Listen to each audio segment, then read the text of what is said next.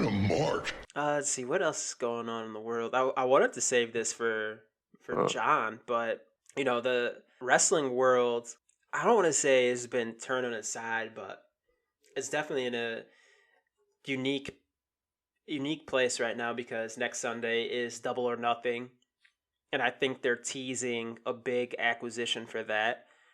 But then, Are they? yeah, let me pull up the Casino Royale Battle Royal real quick because there's a big question mark on one of the cards because everything is like casino related. I again vow not to watch AEW anymore, You won't even watch Double or Nothing? so I didn't watch it this week. Well, you'll never watch I'll it watch again? that. I do watch the pay-per-views. Okay. Just the weekly shows, I don't know if I can do it. I'll like check the highlights out and keep up to it, up to date with it like that. But as far as like actually sitting down and watching it, I just say, I don't know. I can't do it. Can't do it. It's hard to do the weekly thing all the time. That too. And it's like, I'm just. What's up? Sorry. Oh man, I run in and I see Downriver's favorite son in the background. Shout out to Kevin Dash. Holding that piece. But yeah, there's a lot of wrestling to watch, and I had to exclude one, and well, AEW had to be the victim. I have learned to choose my battles much better when it comes to watching wrestling. A lot of it just boils down to I'm gonna watch this tomorrow because it's easier to watch it early in the morning, maybe when I'm starting my day off at work because I work from home so much. And I have a Chromebook, so I'll throw on matches a lot of times on the Chromebook, hook it up to the TV while I'm doing my work. It makes things a lot easier.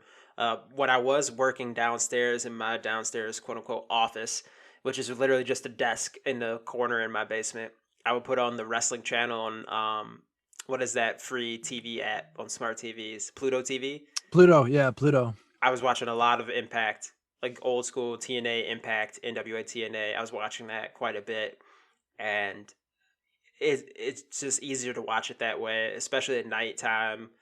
Despite us working from home and being in the same house, my girlfriend actually would like to hang out with me once we both get off work. So it's like I got to do the girlfriend thing, and I don't mean that like in a begrudging way, like oh my god, I have to spend time with my significant other. But there was only so much time in the day, and I can't always give it to wrestling like I used to.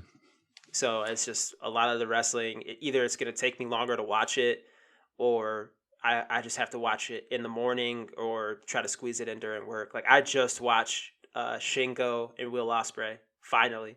After you've been asking me about it, Kaz, I finally just watched it. Good stuff, huh? It was a really good match. R.I.P. Will Ospreay's neck. Yeah, that was a bummer. Yeah, we were singing the praises of these guys in Japan dumping each other in their fucking heads, and Will Ospreay's neck explodes at like age 26. Well, I've seen a lot of people on Twitter were all for it. They were happy that Will got hurt. That with the Velveteen Dream being released from NXT today, they're happy about it. Oh, I mean, with that one, of course. But I don't know what's up with Will and his story, or did he get into some? He got into some little bit of heat with the old thing that happened months ago. Pretty much leaking out happened. Scene. Yeah. Who was it? Pollyanna, I believe it was. There was some heat between. Now, was he accused of doing something? He was accused of basically having her blackballed and having her career ruined. Where if he and B Priestley are wrestling somewhere, she couldn't be there. That was the allegation, and I really don't understand what was the aftermath of that, because I remember reading something that it wasn't actually him. It was like the promotion of the venue said, no, that was actually our call. Yeah, like after it all came out, after all was said and done, and it's stuff like that's that can really ruin someone's reputation. It was basically cleared up that it had really nothing to do with him. It was just kind of coincidental, and it was someone else who was making the shots, the calls on that. Yeah, so I mean, I can't remember if there's anything else people were holding against him. I can't remember it off the top of my head, but that was the only thing that I recognized with all of that going on was that situation. And I will say though, his reputation seems like it's been really damaged from that. People don't really like him anymore. People weren't really about him winning the heavyweight title. I necessarily wasn't the biggest fan of him winning the heavyweight title. Not because I think he sucks as a wrestler or anything. It just seemed kind of out of nowhere. Coda had just gotten it. This is a brand new title, and it seemed kind of wild to already have a new champion for your new title. Like, it just, I don't know, it was weird. Yeah, I agree with you on that. That one kind of, I was blown away actually when I heard that. I was like, wait, what? What's going on? Is this for the same title? What? Oh, okay. All right. Well, if that's the way they want to go. It makes sense though, that he would become the champion because my dude, not sprinkle allegedly all over this, it's just me joking around, but he gained a lot of muscle mass somehow during the pandemic. Huh. Yeah.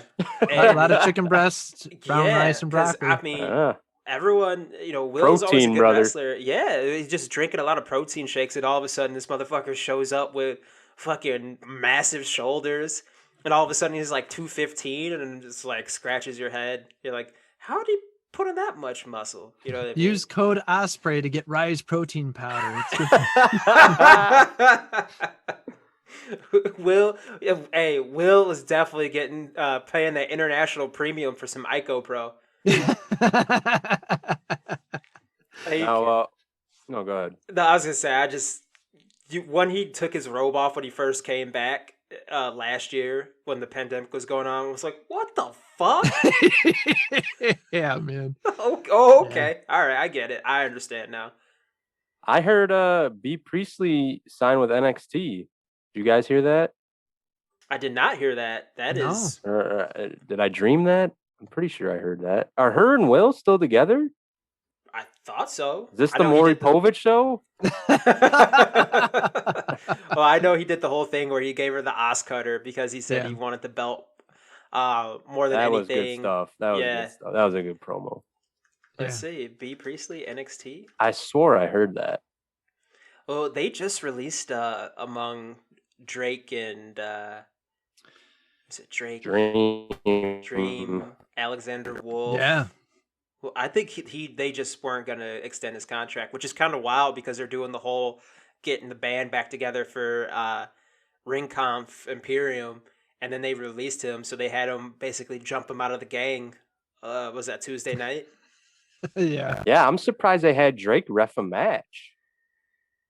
Yeah, then he was gone right after that. He was gone the next day.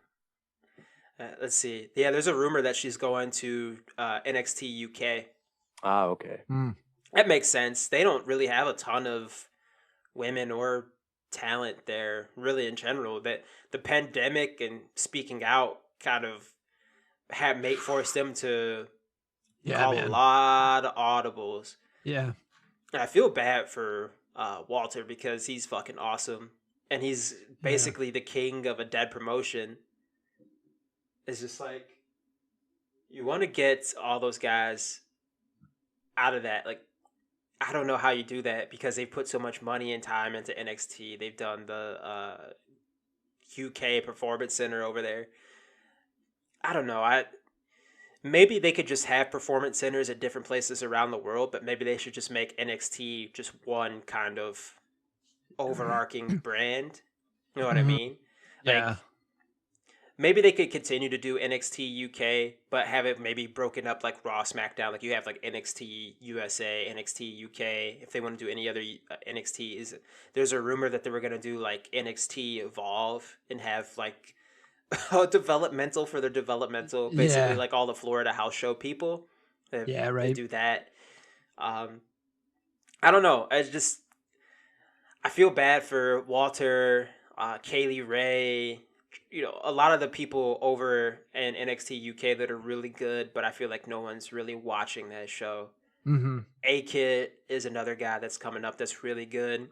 And, young guy that's having good matches with Tyler Bate, Noam Dar, Walter, and no one again is really paying attention to it because of the negative stigma hanging over UK wrestling and NXT UK right now.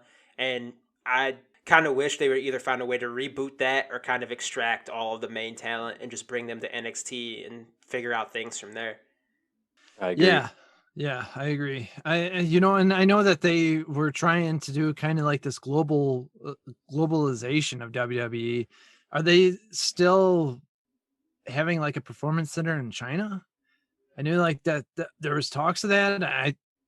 I kind of lost all talks on that. I didn't know if it already happened or if it was just one of those things that it was just like, oh, hey, yeah, we're thinking about it, or they just kind of quietly nixed it. I think it was. I think it was in talks. Pre the world going to shit. Yeah, right. You really didn't hear about it too much after that. Yeah. Yeah, I know that they were trying to do, what was it? NXT China, Japan, wasn't it, or something? NXT like that? Japan. There was a rumor that they were going to buy. Was it All Japan? No. What was it? Was it All Japan or? I think it flip-flopped between Noah and All Japan because Jun Akiyama, I think at the time those rumors were floating around, was the president of, I think, All Japan. And I remember another older Japanese wrestler was like, hey, how come you're tweeting in English all the time? Because that rumor was going around, like basically kind of accusing him of trying to sell to WWE or trying to tweet in English to make him and his company appeal more to Westerners. And he's like, no, I'm just working on my English. That's why I'm doing that. about trying to sell. And I'm glad that NXT Japan didn't become a thing, and I hope it never becomes a thing because it would not succeed. There's no way it could succeed. You couldn't do a brand over in Japan with WWE style wrestling. It's not going to happen. It's not going to work. WWE, part of the appeal of it when it goes to Japan is that it's like different. It's kind of like not necessarily a sideshow, but it kind of breaks up, the Japanese style of wrestling. And then they don't get WWE over there a ton, but it's like the same if we got like a New Japan show here. They're like, we're gonna do New Japan at fucking Little Caesars Arena or something like that. You're like, oh shit, yeah, this is sweet. Like even if you kind of passingly knew New Japan, you would probably still think about going because it'd just be different if you always went to WWE shows. Yeah, right. Yeah. And then just their style of booking and the way they present things, I don't think it could work in Japan. Not that I'm obviously don't live in Japan and I don't necessarily know as much about their culture as I should, despite consuming a lot of their products when it comes to professional wrestling and fighting and things like that. But it just, in my opinion, it seems like it would not work whatsoever. Like you couldn't do fucking 50-50 booking between Hideo Itami and I don't know, like Kento Miyahara at 2:00 in the morning on NXT Japan. Like no one gives a fuck about that. That's not going to work. That's just not their style. And I don't think it would succeed. Yeah, no, I'm in agreement with you. I don't. I think you're right. I think the reason why it does well is because it's not over there that often, and when it does, it's something new. It's just like, oh hey, it's really hot independent film. It's making waves here, so. But if you kept seeing it over and over, they just, oh, okay, yeah, well, we'll move on. Really I also feel too. Yeah, I also feel too that like, and I could be wrong, but having an outside company come in and form, I don't know how often people would. I don't say they wouldn't like it, but they might shy away from it a little bit much. They'd be like, well, is it in the same? It'd be like that tweet. Like, why are you tweeting English? All of a sudden this, WWE product comes in. It's a US product. And, we're trying to revolve it, shape it and adapt it into a Japanese product. At first they might have a couple, raised eyebrows, but maybe it might fit. I don't know. I think that's, kind of one of those things that gets thought of. Why would we support an outside company when we have companies in Japan that have created this product for years and we can just give our money to them. But I could be wrong. I could totally be wrong with that. But I just, it would be an uphill battle to me for them to start up like an NXT Japan. Yeah, I don't think it could work. I really don't think it could. Again, like the way they handle things in WWE, like their whole system of taking care of things, I feel like would not work well. I feel like there also maybe be some issues. Maybe if they hired some older Japanese wrestlers and told them to age it matches the WWE way, I feel like there would be a really hard time trying to get into that mindset. I feel like it's easier for a lot of the coaches that work in NXT and WWE to be able to put those matches together because a lot of them have worked in that system and they know the limitations that go into wrestling a WWE style match. And I think it would be hard to kind of teach a Japanese person that's never wrestled that style to learn it and then tell other people they need to do it that way. I feel like it just, I don't know if it could work. I mean, of course, I apologize if that sounds like a bunch of bullshit to anybody listening because, again, a lot of these folks that would probably be agents for NXT Japan, if they are getting older Japanese wrestlers, they're professionals. They've been in the business for a long time. They could probably figure it out pretty easily. A lot of the structure of matches are pretty similar. I don't care how many fucking spinning axe kicks and back suplexes you throw. There's still like the basic principles of putting together a wrestling match. So I'm sure they can figure it out. I guess it's just the style of getting to those different parts of the match don't really, I don't know if that could translate long term to a Japanese audience. Yeah. I think that's something that they've faced for a while too, not just in Japan, but just Asia Pacific. I have heard, and like I said, before COVID, I was kind of paying more attention to it. I think that's also the reason why we haven't seen anyone like Shima's group in AEW anymore. That wrestling has kind of been hard to catch on in China. That there's a little bit of a difficulty there. Like, everyone knows that it's predetermined and everything. And so I think it has kind of that mindset of why would I want to watch it then? And I think that that's what they've been fighting. And maybe that's why we haven't heard too much, but also pandemic wise. I know also India is a huge wrestling country. Like they love wrestling over there, yet it seems like any talks ever of having WWE start up over there has just kind of failed. I think TNA even had talked about it or working with someone over there to bring something up before it became Impact. And that seemed to just kind of fall off the grid too. It's one of those things. I don't know. I would like to look more into it. It's just, I think that's, would you get kind of cut off from the Western ties of things, unless you're within the company and you hear all that's what's going on. I don't hear those rumors. I don't read anything like that where it's like, oh, hey, yeah, no, WWE totally failed with India. And I know that also has to do with the TV deals too. And that even goes back to like UK and all that crazy, wacky, how things are handled over there with paying TV versus the free stuff and all that. I think India had something similar to that. And it was one of those reasons why TNA was doing so popular over there as well, was because of like free Fucking, TV or something. Ring Ka King, man. Scott Steiner sending the crowd into a riot or whatever it was. That's right. One episode, dude. I remember reading a review about it, and they were like, "How is Scott Steiner not the top guy in this promotion? He's sending this crowd fucking bananas."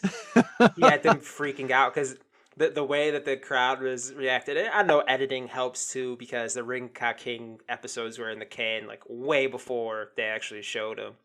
But Scott Steiner, that's right. You're right. I forgot about that. The way they booked him, he looked like he was like the creature from the Black Lagoon just walked out of the water. It was crazy. This shit was crazy. But there's definitely a lot of hurdles that you have to get over when you're trying to position a product that's from the West and take it somewhere else. Also, quick aside, random question. What countries are considered the West? Because I always hear us being called Westerners in other countries. Like, is it like the West, like fucking England, and then to the right of the map? Like what? I've heard basically kind of like the divide between Eastern Europe. So like pretty much there, and that's to the left of that, everything is like a Westerner thing, but I could be wrong. I don't know. I've heard like Germany to the right of the map. I'm a fucking idiot. I meant to say left. Jesus Christ. No, I've heard like people consider like Germany and France and Spain and that like Westerners, but I'm not sure. I don't know. We did real good at geography, you can tell. Yeah. Well, yeah, that's one of those things too. I think when everyone says Westerners, they think of English speaking countries, right? Mm-hmm. But I've also have heard like I said, like Germany being included into something like that, and that makes sense to me. We're that Eastern European borderline. I know like Russia, for instance, kind of falls in that weird territory as well, but yeah, I think that's what everyone thinks of. But then again, do we include South America in that when you're saying Westerners? I don't think so. I don't think people think of like, oh, Brazilians or Argentinians or Chileans or anything like that. Even though that's, North and South America, but someone let us know. Yeah, someone let us know. We got a lot of international listeners. When I checked the stats for Spotify for the last 7 days, and I did this a couple days ago, India was number 2. Hey, shout outs. There we go. Shout outs to the, was it the 1.4 billion in India? Yeah, man. Yeah. Jinder Mahal, let's get on the show, baby. Let's set it up. You could bring Shanky too. I want to talk to that guy. Yeah, man. That'd be awesome. Because I want to hear how he's an accountant again. I want them to bring that up. Commentary. Where does Australia fall on that too? I know some of our Australia wasn't in the top 5 last week. Oh, really? Guys, come on. Yeah, we complimented your beautiful women. Like Kylie Minogue, love her. Peyton Royce, love her. Billie Kay, love her. I love the girl that played Sonya Blade. You guys have Silverchair. I like your beer. You got some cool fighters from over there. Kangaroos are fucking sweet. Like, let's link up, man. Let's get some Australian people on the show. Tony Storm, if you're hearing this, let's get on the show. I want to talk about that wacky ass finisher you did on Zoe Stark. What did we name that, Cass? Completely Vertical? Yeah. Yeah. No, that was the that Jamaican strip club video. Wasn't it? Yeah, he did the fucking Rhino driver on the stage. Oh, dude, yeah. That stripper's the look on her face was like, what the fuck did this dude do? Dude, he picked her up, did the grips and everything for a fucking sit-out pile driver. And he did it. Did he do a little jump too? I think so. Holy shit, he did it Mr. Wonderful style. Fucking Paulie O pile driver, baby. Oh, man.